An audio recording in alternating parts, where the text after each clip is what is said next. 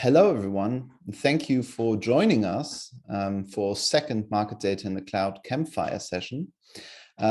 We hope you had a good start in 2022 and are as excited as we are for what is to come this year.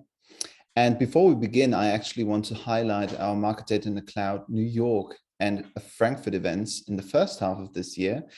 So please stay tuned for the respective announcement, which are to be made soon. But without further ado, let's now start the session with our guest, Frank Verstraeten, who is, one could say, a true market data veteran. But I'll leave the stage to Frank. Please introduce yourself. Dear Alex, first of all, thank you very much for giving me this opportunity to talk at this MDC on market data in the cloud. Yes, I'm a veteran. I'm Frank Verstraeten, and meanwhile, more than 30 years involved with market data. Since a year, I'm now with Oraïse, Switzerland. Oraïse has a long history on providing technical services on market data. So my background of business consulting and administration is a bit like the missing part to provide a full service offering from hosting, development, administration, and consultancy. At Oraïse, we are using cloud technology for several years in various areas. We are BaFin certified, which is important in Germany, provide the service.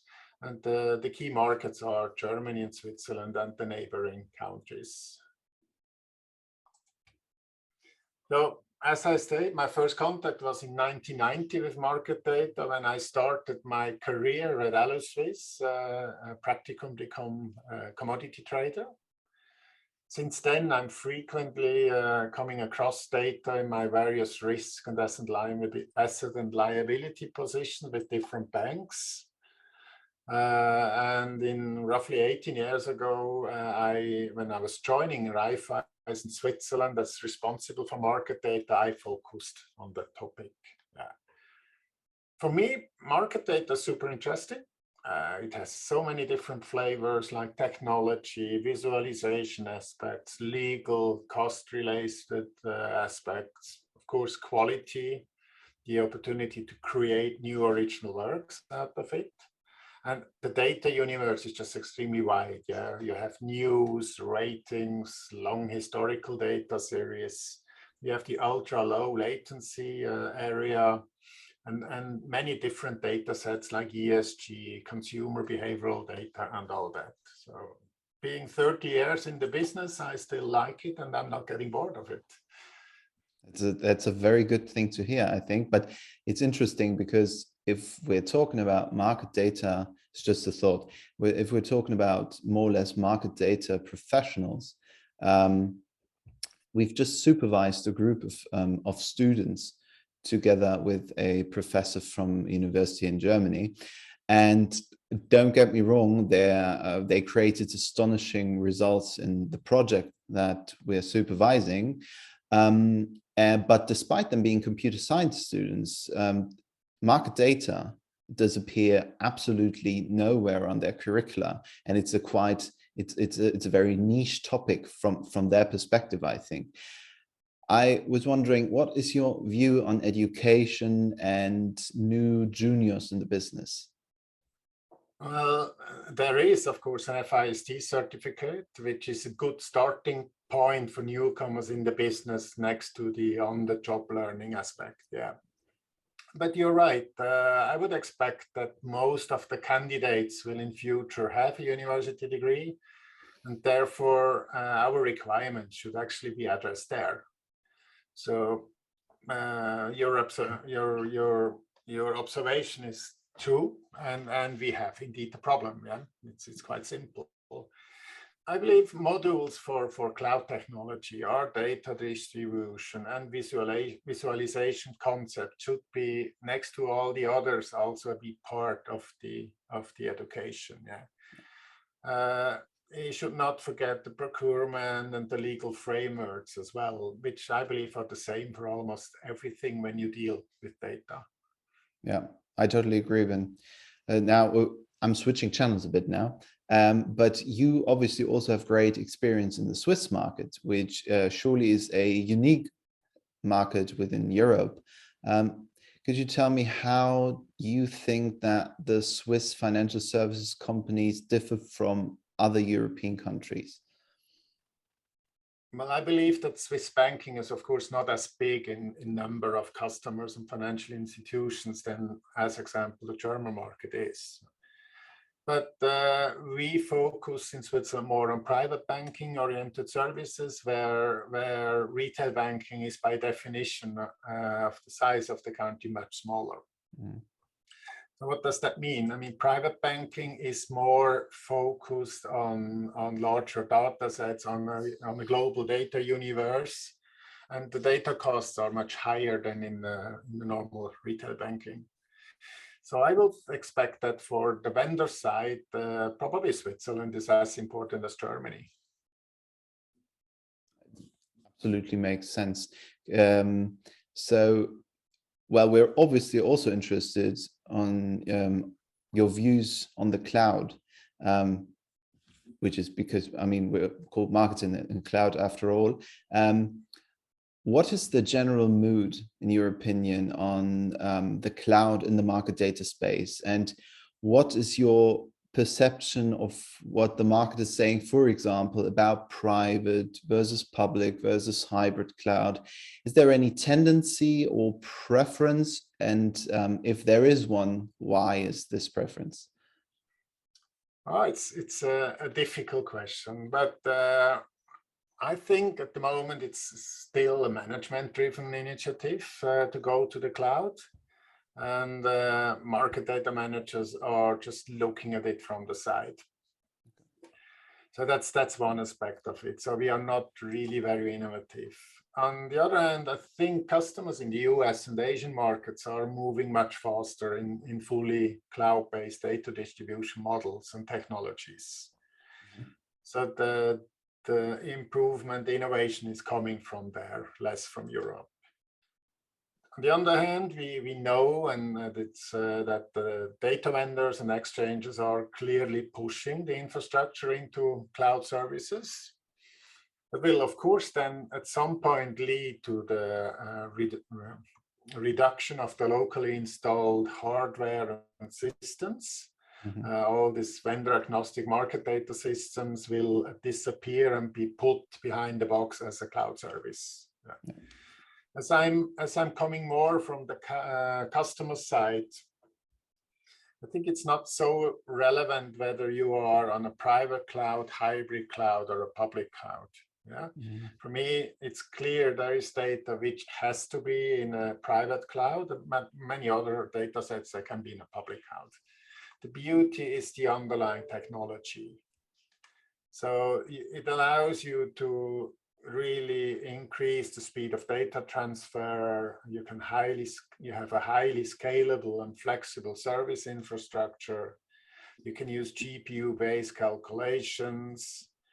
There's just some of the advantage. So on the long run, this will significantly reduce the financial risks. And I would also say enhance process time and data quality. Yeah.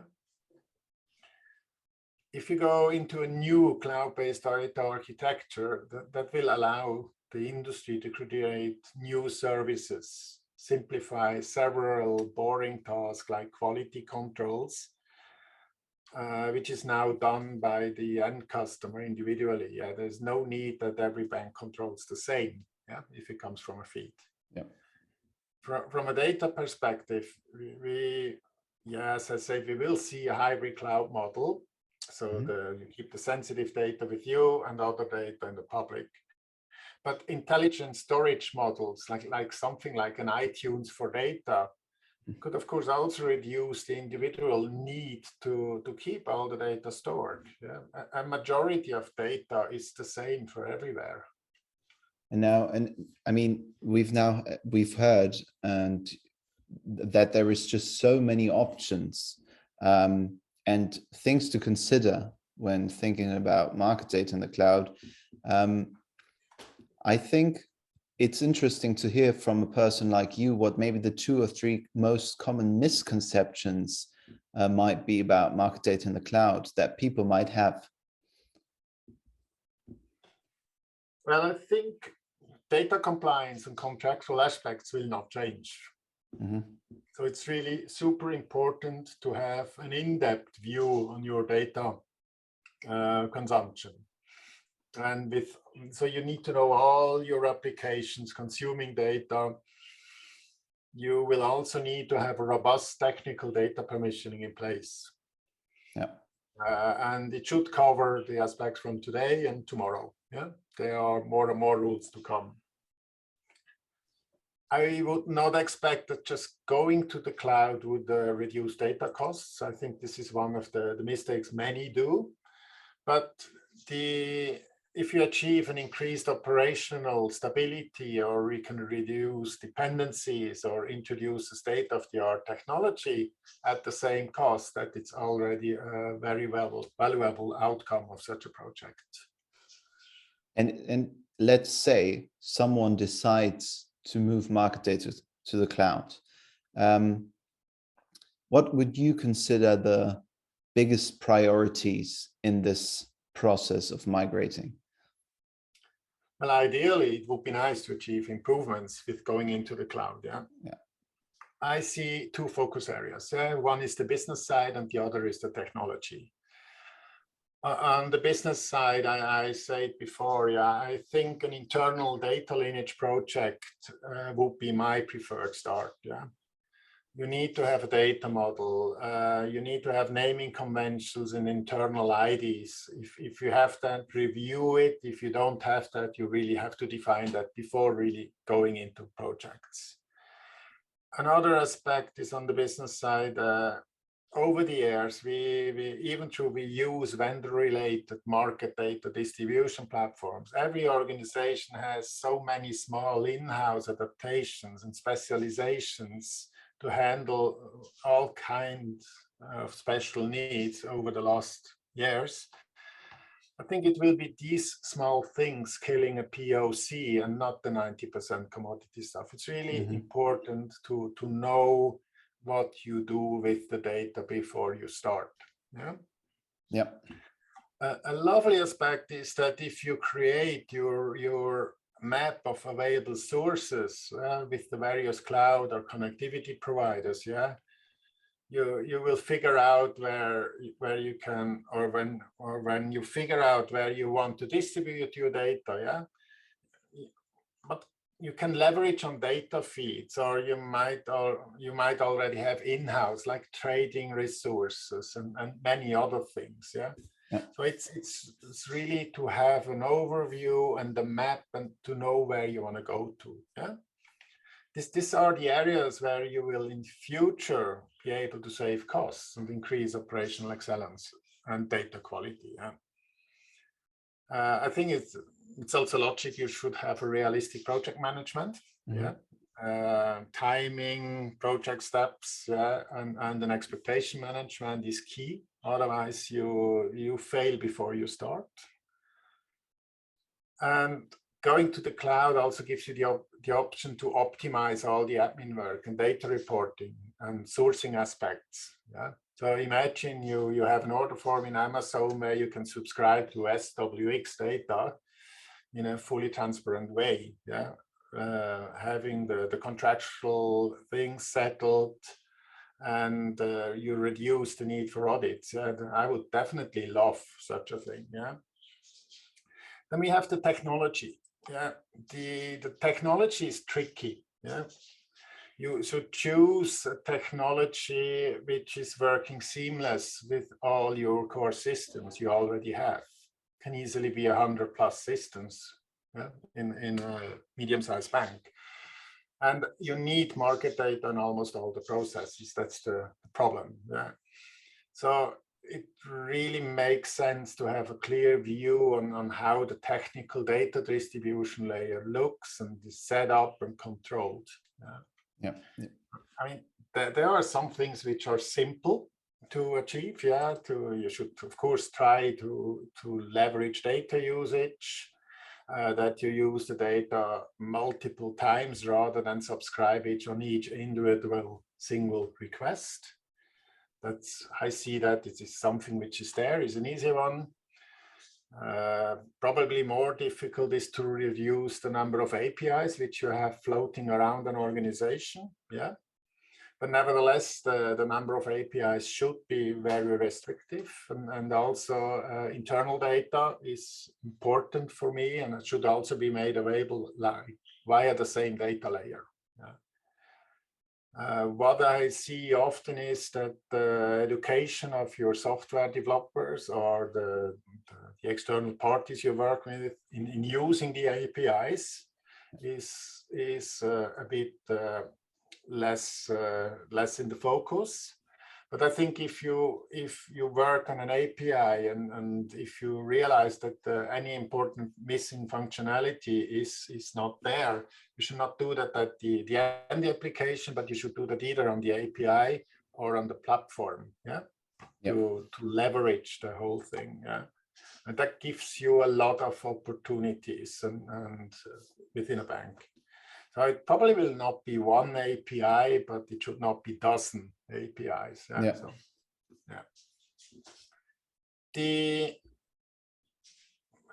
I think before you really want to do more than just a POC to play around. Yeah, it's important to have at least a mid-term in-house data distribution strategy or vision. Otherwise, you will not have a significant advantage. Yeah. Mm-hmm. So the IT is really has to be in a role that they create and operate a highly scalable, flexible, of course, secure, transparent, and multi-source capable platform for data. Yeah. Providing state-of-the-art technology to run functions and calculations from the IT, yeah? And all together, that will be the major game changer for a financial institution. Yeah. So I think cloud-based platforms will in the future be vendor agnostic, reduce the vendor agnostic aspect.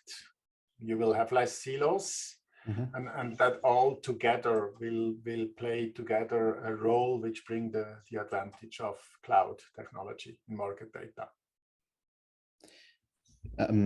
So, well, in a lot of instances, I would say most things related to market data as of now are still on-prem. But do you see any trends maybe for the next 5 years in the market data space? Is there already sort of a movement towards openness and neutrality, etc., or is it still lacking? It's a good question. I mean, if you now look at the market, a part of the suppliers are in a consolidation mode. Mm. I would expect that this will continue for another 2 and 3 years, and they will need the resources to integrate rather than to innovate. Yeah, mm-hmm. This is companies like LSEG, Refinitiv merger, or FactSet, QSIP. On the exchange side, we have SWX, the merger with BME, or also S&P and Market. Yeah. The interesting part will be what will be the others doing, which are not involved with an integration. Yeah. They could use this opportunity to increase the market share with innovative cloud-based products and services. Mm-hmm. Then we have the new players we all talk about, like Amazon, Google, Microsoft. To be honest, I don't really see them on the data side, but they are offering the underlying technology to access the cloud services. So market data, I doubt that's on their priority list. Mm. But nevertheless, you have a lot of different sources already available with them. And I encourage everyone to follow that a little bit. You see a lot of exchanges providing data via one of the hyperscalers. And another amazing aspect is you can, through them, connect to almost all regions in the world without having a physical local data storage there, or even a company presence. Yeah, so this network is there, and that's pretty amazing. I think companies like Interaction or Equinix are both offering this kind of information with maps. Mm-hmm. And I think it's important to keep an eye on that, to know that. gives a lot of opportunities. Yeah, probably we'll also see another set of market regulations and initiatives coming. I have a bit mixed feeling on that because normally it means increased complexity and not really any cost reductions. But anyway, we can't change it, and we have to do that. But it is, yeah, it will focus a bit the innovation part away from the innovation part. Costs. I think it would be naive to believe that they will go down. I think they will keep rising. Again, well above any inflation-based rates. You have new data sets like ESG. I saw a report that they expect the turnover going from 1.5 billion up to 5 billion the next 5 years. I mean, every dollar we pay for data is for a bank is cash out, and we cannot recover everything from our customers.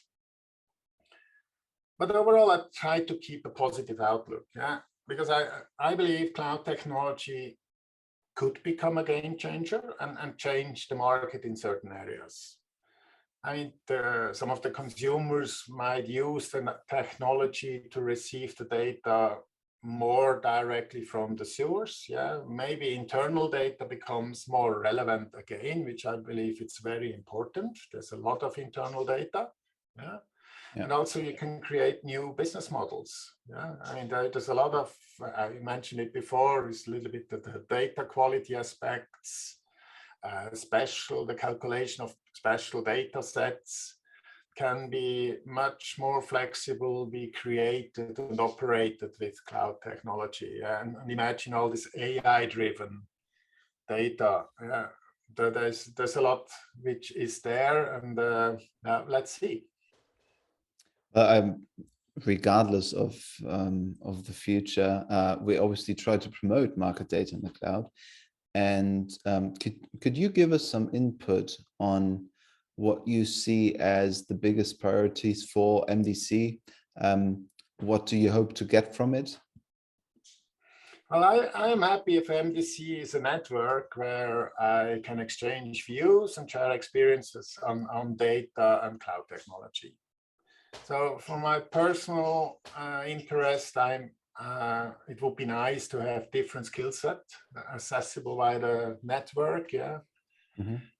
I hope you focus on people which are motivated to actively participate and ensure the discussions are informative, open, and future-oriented. Yeah.